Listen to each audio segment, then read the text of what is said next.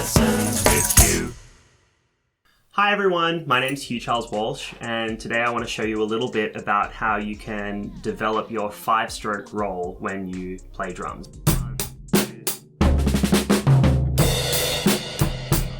So the 5-stroke roll is one of my favorite rudiments. I use it pretty much all the time when I'm drumming. If you don't already use rolls in your drumming, you'll be amazed once you start getting these rolls happening in your playing. It fully takes your drumming to the next level once you get these down. So let's get into it. First thing I want to show you is the technique that I use whenever I'm playing a double stroke open roll. The roll is made up of 2 parts. The first part is a bounce like this, and the second part is a snap like that. So this is what it looks like very slowly. It's different to this, which is what most people will do when they start playing doubles. When they're playing drums, they might play like this. But you realize there's only so fast your wrists can go before they start, falling off. Or you start tensing up, getting all tight, and especially if you find that you get tight a lot when you play and tense, this will probably help you out a lot. So as I was showing you just before, the first part is this bounce. The stick moves in my hand. It actually opens my hand. When I throw the stick down at the pad, the rebound of the stick is going to open my fingers like this. So at the start of the motion, my hand is in a closed position. And when I say a closed position, I mean that these fingers, these back 3 fingers, are closing over the stick like that. They are keeping the stick to my palm. And when I hit the pad, those fingers soften so that the stick can move those fingers on the rebound like this. I'll try and get out of the way of the camera.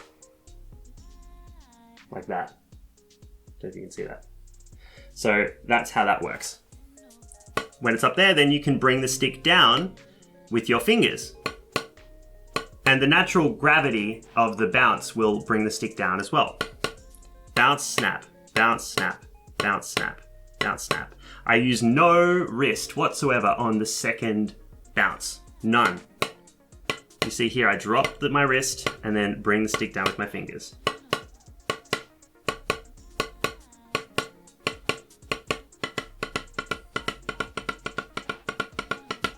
So that's how that works. I'll cover 4 mistakes that I see a lot of my students do whenever they are trying to learn how to do this motion. And it's very helpful to know what to not look for, what to watch out for when you're practicing this. And make sure that you're practicing these in front of a mirror, or even better, filming yourself so that you can be your own teacher and see if you're doing these right. So the first mistake is using your arms too much, moving your arms around. I see a lot of my students playing like this, where they're trying to get a roll and they'll actually move their arms in this kind of motion like this. And the reason that this is a common habit is quite sensical, to be honest, because whenever you are doing a double stroke and you want there to be 2 bounces, if I just let the stick bounce freely and just let it keep bouncing, I'm going to get more than 2 bounces. I'm going to get lots of bounces like this. So it makes sense to say, well, if I only want 2, then I'm going to have to move the stick away so before it can bounce any more times.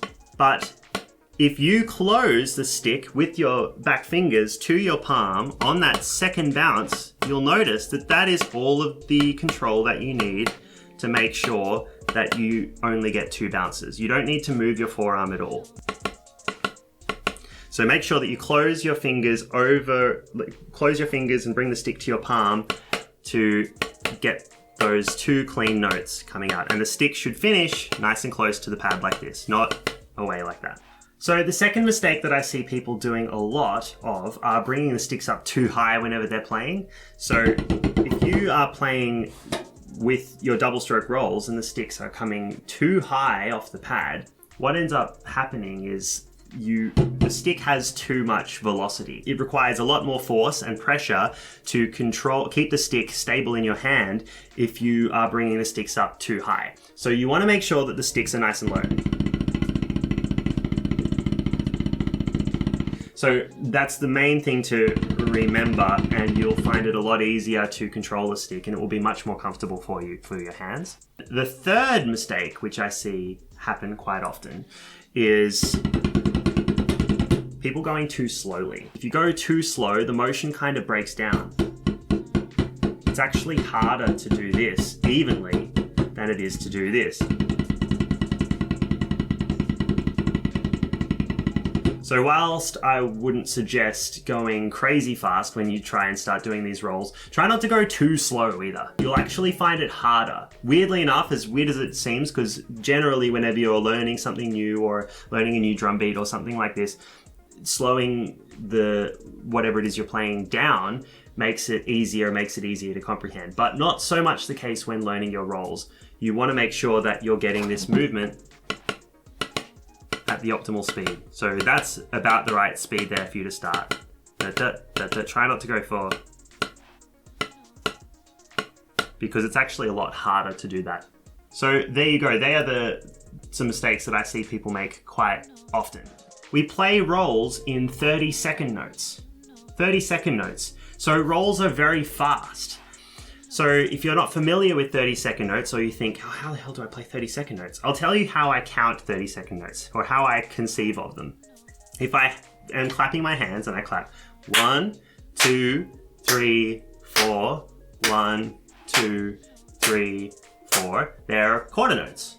1, 2, 3, 4. If I clap eighth notes, I clap 1 and 2 and 3 and 4 and 1 and 2 and 3 and 4 and if I clap 16th notes, we're always doubling the speed. 1 E and a 2 E and a 3 E and a 4 E and a 1 E and a 2 E and a 3 E and a 4 E and a. So 30-second notes are twice as fast as those 16th notes. And when it comes to counting those rhythms, counting 30-second notes can get too fast for your mouth. Your mouth can't move that fast. So what I like to do is, whenever I'm teaching these rolls or practicing myself, is to count 16th notes. 1 E and a 2 E and a 3 E and a 4 E and a.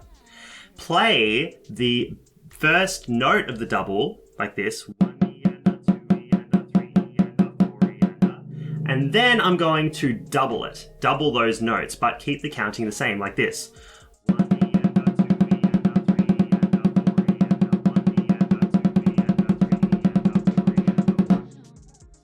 So that's how we go about playing 30-second notes and counting them. So the first exercise that I'm going to give you sounds like this. 1 E and 2 and 1 E and 2 and 1 E and 2 and 1 E and 2 and. Just like that. Then when it's faster. 1 E and 2 and 1 E and 2 and 1 E and 2 and 1 E and 2. So that's the first exercise. That's how that one goes. Now, the roll starts on beat 1 and it ends on the end of 1. That's the most important thing. 1, 1. You always want to know where the roll starts and where the roll finishes. So if I go on to the next exercise now, the roll is going to start on the end of 1 and end on beat 2. And I'll demonstrate for you now how that goes. It sounds like this.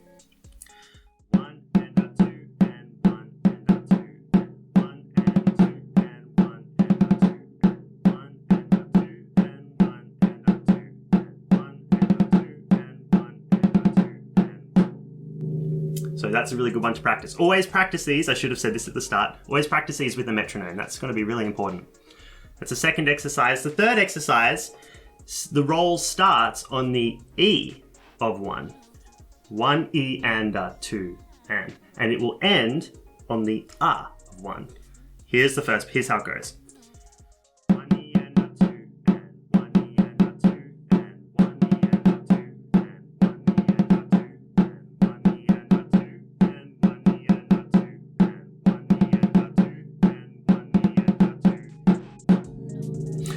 So that's how that one goes. Now, when you're playing these rolls, make sure that the speed of the primary strokes are the first note of the roll.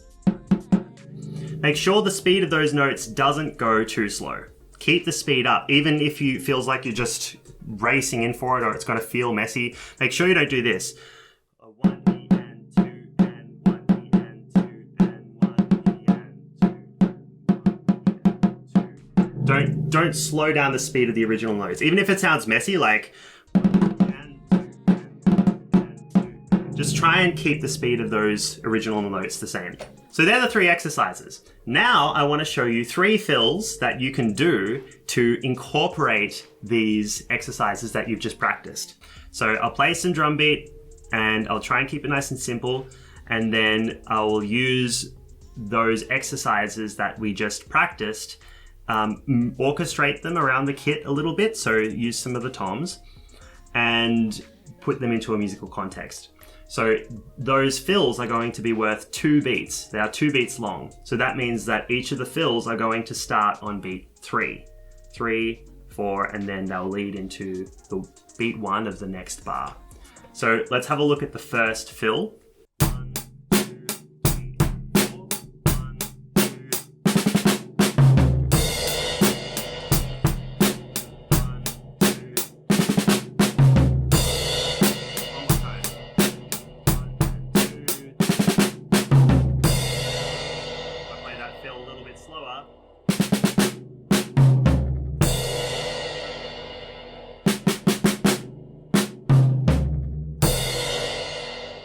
So that's the first fill. So the second fill is going to sound like this.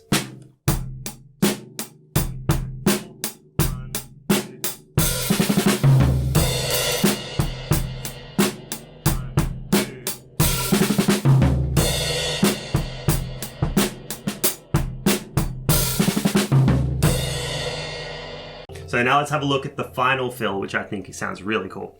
So let's play that.